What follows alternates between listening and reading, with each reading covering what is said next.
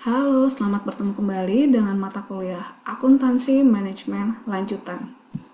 Materi ini terinspirasi dari buku Manajemen Accounting karya Atkinson, Kaplan, Matsumura, dan Yang. Hari ini kita akan membahas topik mengenai The Balance Scorecard. Apa sih Balance Scorecard itu? Atau yang biasa disingkat dengan BSC? Balance Scorecard adalah salah satu alat untuk mengukur kinerja perusahaan. Selama ini kan kita menggunakan laporan keuangan untuk mengukur kinerja perusahaan. Apakah tidak cukup menggunakan laporan keuangan untuk menilai kinerja perusahaan?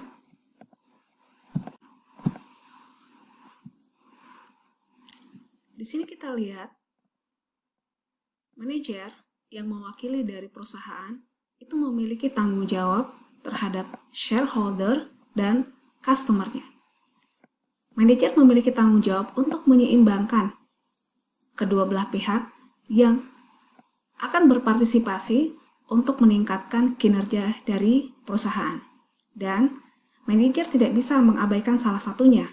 Karena kalau misalnya manajer hanya mementingkan pihak dari shareholder tanpa mementingkan customer, bisa saja customer ini akan berpindah ke pelanggan yang lain.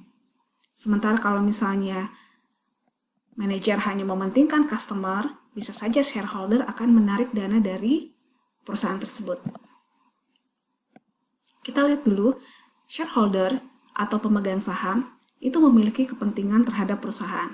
Salah satunya adalah karena mereka sudah menyumbangkan dana, tentunya mereka mengharapkan umpan balik dari perusahaan. Salah satu bentuk umpan baliknya adalah perusahaan diharapkan memiliki profitabilitas yang tinggi, karena dengan profit yang tinggi tentunya juga akan mempengaruhi perolehan dividen atau laba per lembar saham bagi shareholder. Sementara di pihak customer, kalau misalnya kualitas atau mutu produk yang ditawarkan kepada mereka atau mutu pelayanan yang diberikan kepada mereka mengecewakan, ya bisa saja pelanggan tersebut akan beralih ke tempat yang lain.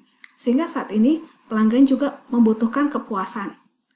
Dengan diharapkan ketika pelanggan merasa puas, baik itu dari sisi harga, kemudian sisi kualitas produk, kecepatan pengiriman, tentunya harapan-harapan dari pelanggan tersebut yang terpuaskan, itu akan menyebabkan kita memiliki customer yang loyal terhadap perusahaan. The four perspective of the balance scorecard atau 4 perspektif dari balance scorecard itu adalah: pertama, vision and strategy. Jadi, untuk perspektif tersebut masih tetap terhubung dari visi, misi, serta strategi dari perusahaan. Dari sisi financial perspective, seorang manajer itu akan memikirkan kinerja keuangan seperti apa yang harus kita berikan untuk pemegang saham kita. Dari sisi customer perspective, maka seorang manajer akan berpikir untuk mencapai visi dan tujuan keuangan, bagaimana sebaiknya kita memberikan value terhadap pelanggan kita. Kemudian, dari proses perspektif, manajer akan berpikir bagaimana caranya mempertemukan antara tujuan keuangan dan tujuan dari pelanggan. Kemudian, proses mana yang harus kita pilih sehingga dapat menyelaraskan kedua tujuan tersebut. Di learning and growth perspective, maka manajer akan mulai memikirkan bagaimana menyelaraskan aset tidak terwujud untuk meningkatkan proses tersebut. Di learning and growth perspective akan dijelaskan pada slide-slide berikutnya. Tentunya learning and growth tersebut itu adalah yang harus mendukung proses perspektif dan akan mendukung juga customer perspektif, mendukung kinerja keuangan, dan pada akhirnya akan mendukung visi dari misi strategi perusahaan.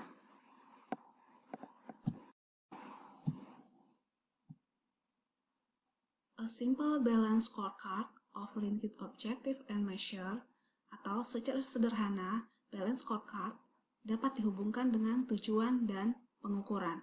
Mengapa ini penting? Supaya semua karyawan yang ada dalam perusahaan itu paham bagaimana caranya menentukan tujuan dan bagaimana caranya mengukur, sehingga balance scorecard dapat dijalankan di perusahaan tersebut.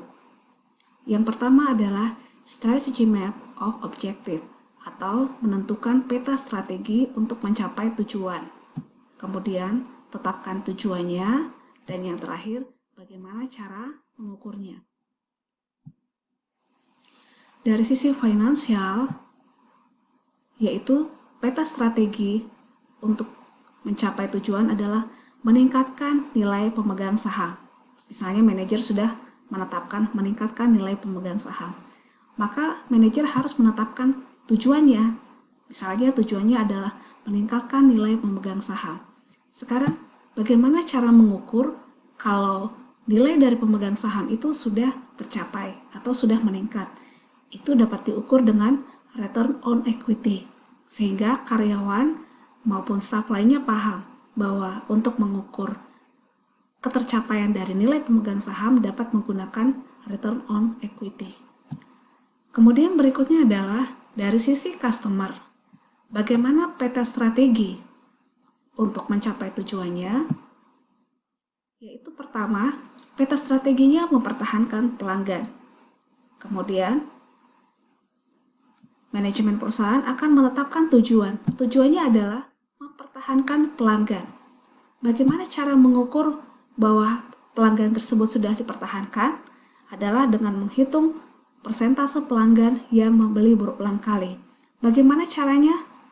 Kalau misalnya kita ke Alfamart atau Indomart, itu biasanya diberikan kartu member.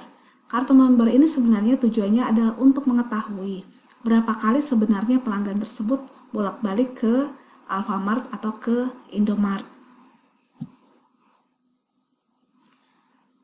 Berikutnya adalah pertambahan pelanggan baru untuk mengukur.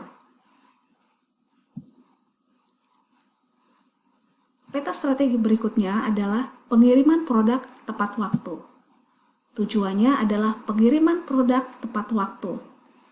Bagaimana caranya bisa mengukur kalau pengiriman produk itu sudah tepat waktu? Adalah dengan meminta umpan balik dari pelanggan kita. Maka pelanggan kita akan merespon. Kalau misalnya Anda belanja di Shopee kan biasanya diminta respon ya. Kalau misalnya kita belanja di online shop itu biasanya setelah produk kita terima, itu kita diminta untuk mereview. Nah, ini adalah salah satu peta strategi untuk menetapkan tujuan. Kemudian, menawarkan harga yang kompetitif. Tujuannya adalah menawarkan harga yang kompetitif. Bagaimana cara mengukurnya? Adalah dengan membandingkan harga dengan kompetitor kita. Kalau misalnya di online shop itu sangat mudah kita untuk membandingkan harga dengan kompetitor, karena produk yang sama, merek yang sama itu biasanya bisa terlihat harga jual masing-masing. Tapi kalau misalnya dia tidak di online shop, berarti kita harus melakukan survei untuk mengetahui harga dari kompetitor kita. Kemudian dari sisi proses, peta strategi untuk mencapai tujuan adalah siklus waktu pemrosesan dikurangi. Tujuannya adalah memperpendek siklus waktu pemrosesan, ya, atau siklus waktu pemrosesan dikurangi. Bagaimana caranya mengukur? Itu dengan melihat persentase siklus waktu dalam pemrosesan. Misalnya, begitu ada penawaran harga, berapa lama kita memproses. Jadi dilihat prosesnya. Kalau misalnya bisa dikerjakan 1 hari, ya kenapa harus dikerjakan 2 hari? Kalau misalnya bisa dikerjakan setengah hari, mengapa harus dikerjakan 1 hari? Jadi persentasenya yang dilihat. Kemudian, meningkatkan proses kualitas. Tujuannya adalah meningkatkan proses kualitas. Bagaimana caranya diketahui bahwa proses kualitas ini sudah meningkat? Dengan melihat rata-rata produk cacat. Kita bisa menilai sebelum dilakukan proses perbaikan, itu berapa produk yang cacat. Apakah setelah dilakukan perbaikan terhadap prosesnya, produk cacatnya semakin berkurang atau malah sudah tidak ada sama sekali. Kemudian kita bisa melihat hasil dari proses improve atau perbaikan. Jadi setelah ada perbaikan, apakah kualitasnya semakin membaik? Ya. Kemudian yang berikutnya adalah learning and growth atau pembelajaran dan pertumbuhan. Peta strategi untuk menetapkan tujuan adalah mengembangkan proses untuk meningkatkan keterampilan karyawan. Jadi itu petanya. Kemudian tujuannya adalah mengembangkan proses untuk meningkatkan keterampilan karyawan. Bagaimana caranya mengukur? Kita bisa melihat persentase karyawan yang telah di-training untuk memperoleh sertifikat dalam meningkatkan soft skill-nya atau keterampilannya. Kalau kita lihat, karyawan yang terampil tentunya itu akan mendukung proses kualitas. Karyawan yang terampil itu akan mengurangi siklus pemrosesan. Karena kalau dia sudah terlatih, maka dia akan bekerja cepat dan dia akan berpikir untuk mengambil keputusan yang tepat. Jadi sebenarnya balance scorecard ini ujung tombaknya itu adalah di front office atau di gugus depan ya, di gugus depan di si karyawannya ini yang dimaksimalkan.